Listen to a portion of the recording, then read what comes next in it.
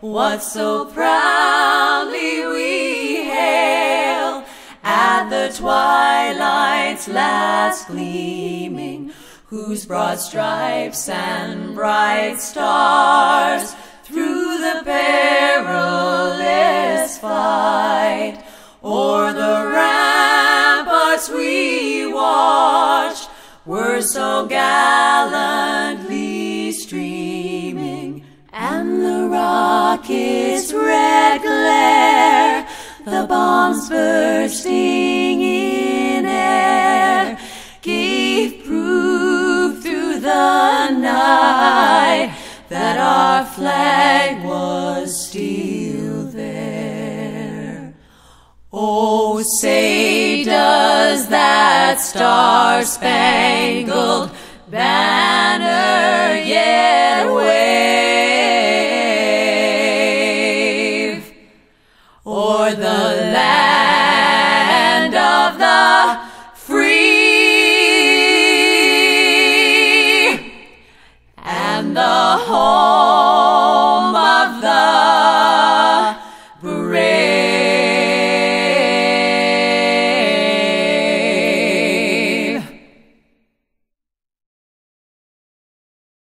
In his lifetime, Ronald Reagan was such a cheerful and invigorating presence that it was easy to forget what daunting historic tasks he set himself. He sought to mend America's wounded spirit, to restore the strength of the free world, and to free the slaves of communism. These were causes hard to accomplish and heavy with risk, yet they were pursued with almost a lightness of spirit, for Ronald Reagan also embodied another great cause, what Arnold Bennett once called the great cause of cheering us all up. His politics had a freshness and optimism that won converts from every class and every nation, and ultimately from the very heart of the evil empire. And surely it is hard to deny that Ronald Reagan's life was providential when we look at what he achieved in the 8 years that followed.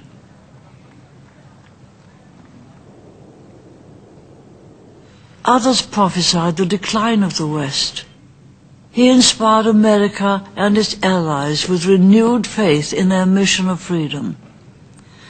Others saw only limits to growth. He transformed a stagnant economy into an engine of opportunity. Others hoped at best for an uneasy cohabitation with the Soviet Union. He won the Cold War, not only without firing a shot, but also by inviting enemies out of their fortress and turning them into friends. As Prime Minister, I worked closely with Ronald Reagan for 8 of the most important years of all our lives. We talked regularly, both before and after his presidency, and I've had time and cause to reflect on what made him a great president. Ronald Reagan knew his own mind. He had firm principles, and I believe right ones. He expounded them clearly. He acted upon them decisively. When the world threw problems at the White House, he was not baffled or disorientated or overwhelmed. He knew almost instinctively what to do. When his allies came under Soviet or domestic pressure, they could look confidently to Washington for firm leadership. And when his enemies tested American resolve, they soon discovered that his resolve was firm and unyielding. Yet his ideas, though clear, were never simplistic. He saw the many sides of truth. Yes, he warned that the Soviet Union had an insatiable drive for military power and territorial expansion. But he also sensed it was being eaten away by systemic failures impossible to reform.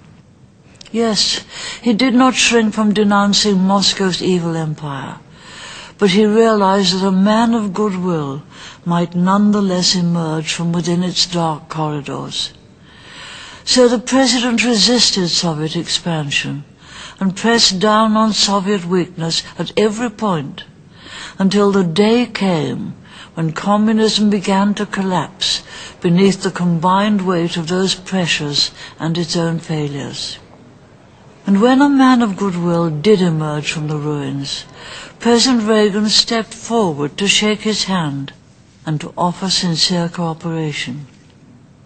Nothing was more typical of Ronald Reagan than that large-hearted magnanimity, and nothing was more American. Therein lies perhaps the final explanation of his achievements. Ronald Reagan carried the American people with him in his great endeavors because there was perfect sympathy between them.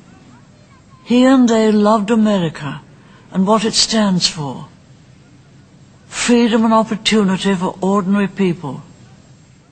He never succumbed to the embarrassment some people feel about an honest expression of love of country. He was able to say, "God bless America," with equal fervor in public and in private. And so he was able to call confidently upon his fellow countrymen to make sacrifices for America, and to make sacrifices for those who look to America for hope and rescue. With the lever of American patriotism, he lifted up the world. We here still move in twilight, but we have one beacon to guide us that Ronald Reagan never had. We have his example. Let us give thanks today for a life that achieved so much for all of God's children.